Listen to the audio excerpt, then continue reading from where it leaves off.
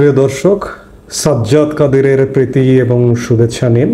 এই মুহূর্তে আপনাদের সামনে কথা বলতে এসেছি দেশের ব্যবসা লাটে উঠিয়ে ডক্টর ইউনূসের ব্যবসায়িক সাম্রাজ্যের বিস্তার, এই প্রসঙ্গটি নিয়ে কথা বলব।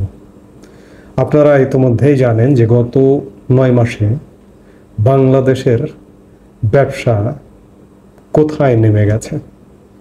এই মুহূর্তে বহু ব্যবসায়ী, বহু শীর্ষ ব্যবসায়ী জেলখানায় বন্দী। এই মুহূর্তে বহু ব্যবসায়ী দেশত্যাগী। এর অর্থ এই নয় যে ব্যবসায়ী যদি অপরাধী হয় শুধুমাত্র ব্যবসায়ী হবার কারণে তাকে ছাড় দিতে হবে, সেটি বলছি না। যদি অপরাধী হয় তার অপরাধের শাস্তি নিশ্চিত করুন। কিন্তু একজন ব্যবসায়ী অপরাধী বা একটি কোম্পানির এমডি বা চেয়ারম্যান, তাকে আপনি অ্যারেস্ট করেছেন, তাকে বিচারের আওতায় এনেছেন, এই একটি মানুষের জন্য পুরো ব্যবসা গ্রুপকে হুমকির মুখে ফেলানো কেন? সেটি হচ্ছে, আমরা ইতিমধ্যেও দেখেছি যে বেক্সিমকো গ্রুপ, সালমান এফ রহমান তিনি জেলবন্দি আছেন, কিন্তু বেক্সিমকো গ্রুপ ইতিমধ্যে বন্ধ হবার জোগাড়। গাজী গ্রুপ, তিনিও জেলে আছেন, গোলাম দস্তগীর গাজী, কিন্তু তার ব্যবসা প্রতিষ্ঠানও ধ্বংসের দ্বার প্রান্তে।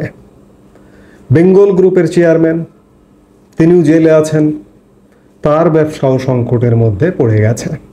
এছাড়াও আরও অনেকগুলো ব্যবসা নিয়ে তদন্ত হচ্ছে, যেমন মেঘনা গ্রুপ, বাংলাদেশে ভোগ্য পণ্য আমদানিকারক প্রতিষ্ঠানগুলোর মধ্যে শীর্ষ একটি প্রতিষ্ঠান, যারা আমাদের খাবার যোগায়। আমি শুরুতেই বললাম যে অপরাধী হলে তাকে বিচার করুন, কিন্তু একজন মানুষ তিনি, তার কারণে পুরো গ্রুপটা ধ্বংসের দ্বার প্রান্তে পৌঁছে যাবে, এটি তো হতে পারে না।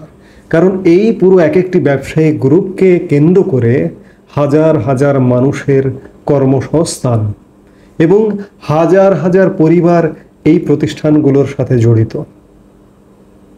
আপনারা বৈশ্বিকভাবে দেখছেন বা দেখেন নিশ্চয়ই যে প্রতিষ্ঠানের মূল কর্ণধার মৃত্যু কিংবা যদি না থাকেন, পৃথিবীতেই যদি না থাকেন, তাহলে সেই প্রতিষ্ঠান কি বন্ধ হয়ে গেছে? আজকে ভারতের জামশেদজি টাটা শিল্প গোষ্ঠীকে বন্ধ হয়ে গেছে। টাটা যে পৃথিবীতে নেই, তিনি যে বেঁচে নেই, টাটা শিল্প গোষ্ঠী কি চলছে না? চলছে না, শুধু দোর্দণ্ড প্রতাপে চলছে। কিন্তু বাংলাদেশে আমরা সেই পরিবেশ কেন তৈরি করতে পারছি না, এটি বড় প্রশ্ন। এই মুহূর্তেও আপনারা খেয়াল করলে দেখবেন যে অনেকগুলো ব্যবসায়ী গ্রুপ, বড় বড় গ্রুপ, দুদক, এনবিআর বা এই ধরনের আর্থিক প্রতিষ্ঠানের তদন্তের আওতায় এসে গেছে। S Alam group, Beximco group, Nabil group, Samir group, Orion group, Gemcon group, NASA group, Bashundhara group, Sikdar group, Aramit group, আমি মেঘনা গ্রুপের কথা বললাম। এমন অসংখ্য শিল্প প্রতিষ্ঠান, যে শিল্প প্রতিষ্ঠানগুলোর সাথে হাজার হাজার কর্মী, লক্ষ লক্ষ পরিবার জড়িত। কিন্তু এই যে মালিকদের অনিয়ম অব্যবস্থাপনার কারণে যদি এই প্রতিষ্ঠানগুলো ধ্বংস হয়ে যায়, তাহলে বাংলাদেশ ধ্বংস হবে, বাংলাদেশের অর্থনীতি ধ্বংস হবে, এমনকি বাংলাদেশের ভোগ্য পণ্যের সাপ্লাই চেইন ধ্বংস হতে পারে। আমি মেঘনা গ্রুপের মালিক মোস্তফা কামালকে আমি সাপোজ বিচারের আওতায় আনলাম, তিনি অপরাধ করেছেন, তার অপরাধের অনুষঙ্গ হিসেবে বলা হচ্ছে তিনি 80,000 কোটি টাকা বিদেশে পাচার করেছেন। ঠিক আছে, মোস্তফা কামালকে আমি অ্যারেস্ট করলাম, বিচারের আওতায় আনলাম, কিন্তু তার পুরো মেঘনা গ্রুপটা কি ধ্বংস হয়ে যাবে? যদি এই মুহূর্তে হঠাৎ করে রাতারাতি আপনি ধ্বংস করে দেন, আমার ভোগ্য পণ্যের সাপ্লাই চেইনটা ভেঙে যাবে, এতে করে ভোগ্য পণ্যের সংকট দেখা দেবে। আমরা কিন্তু সেদিকেই যাচ্ছি।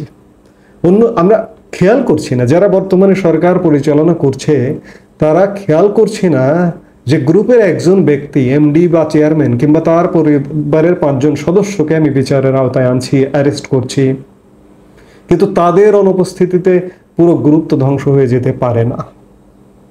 সরকারের উদ্যোগে গ্রুপটাকে বাঁচাতে হবে, কিন্তু আমরা কিছু কিছু গ্রুপ বাঁচানোর কোনো লক্ষণ দেখছি না। কিন্তু একজন মানুষ একাই নিজের ব্যবসা সাম্রাজ্য বিস্তার ঘটাচ্ছেন। সেই একজন মানুষটিকে বর্তমান সরকারের দায়িত্বপ্রাপ্ত এই যে অন্তর্বর্তীকালীন সরকার, একটি অস্থায়ী সরকার, এই অস্থায়ী অন্তর্বর্তীকালীন সরকারের প্রধান উপদেষ্টা ডক্টর মোহাম্মদ ইউনূস। আপনারা ইতিমধ্যেই খেয়াল করেছেন নানা কিছু তার ব্যবসায়িক সাম্রাজ্য বিস্তারের, আমিও নিজেও এর আগে কথা বলেছি, আবারও বলছি। এই যে দেখুন, গ্রামীণ ব্যাংকের 25% সরকারি শেয়ার থেকে কমিয়ে 10% নামিয়ে আনা হয়েছে। অর্থাৎ গ্রামীণ ব্যাংকের সুবিধাভোগীদের নামে 90% শেয়ার। আমি সরকারি মালিকানায় যদি এই শেয়ারটা থাকতো, এর লভ্যাংশ থেকে এই লভ্যাংশের টাকা দিয়ে বাংলাদেশের উন্নয়নে কাজে লাগানো যেত। কিন্তু আমি সরকারি শেয়ার থেকে ক্ষমতার অপব্যবহার করে কমিয়ে দিলাম।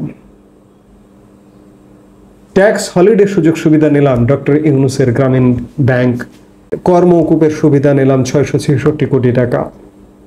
নতুন নতুন ব্যবসায়িক সাম্রাজ্য বিস্তার লাভ করছি, যেমন ডক্টর ইউনূসের স্টারলিংক ব্যবসার নতুন এক সাম্রাজ্যের যাত্রা শুরু হতে যাচ্ছে। একবার চিন্তা করেছেন, একদিকে আমি দেশের সব ব্যবসা বাণিজ্য ধ্বংস করে দিচ্ছি সরকারে বসে, অথচ নিজের ব্যবসায়িক সাম্রাজ্য বৃদ্ধি করতে মেতে উঠেছে স্বয়ং রাষ্ট্রীয় সুযোগ সুবিধা নিয়ে। ডক্টর ইউনূস তো এক প্রকার শপথ ভঙ্গ করছেন, কারণ শপথে উল্লেখ করতে হয় যে আমি কোনো লাভজনক কাজে নিয়োজিত থাকব না। সেই জায়গায় ডক্টর ইউনূস ক্ষমতার অপব্যবহার করে কিভাবে নিজের ব্যবসায়িক সাম্রাজ্য বৃদ্ধি করছেন দেখুন। অন্যদিকে বাংলাদেশের ব্যবসা কি হবে, জাহান্নামে যাবে না কি হবে, তাতে কোনো ভ্রুক্ষেপ নেই। এই যে যেসব কোম্পানির পেছনে লাগানো হয়েছে বিভিন্নভাবে, সেসব কোম্পানি ধ্বংসের দ্বার প্রান্তে নিয়ে যাওয়া হচ্ছে।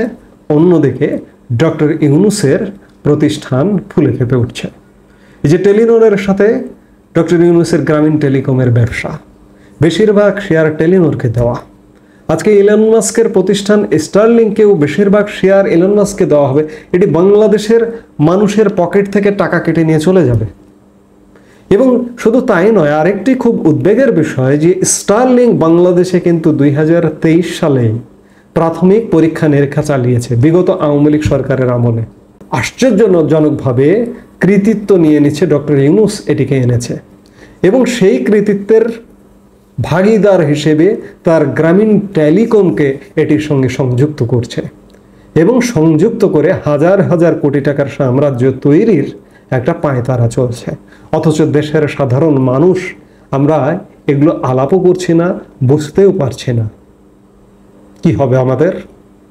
আজকে যখন অনেক কিছু ভাবি, আমার এই দেশের প্রতি আমার ভালোবাসা থেকে আমি সত্যিই দিশেহারা হয়ে যাই যে আসলে বাংলাদেশের শেষ পরিণতি কি হবে, কার হাতে আমরা পড়েছি, এটি ভাবলেও আমার গা শিউরে ওঠে।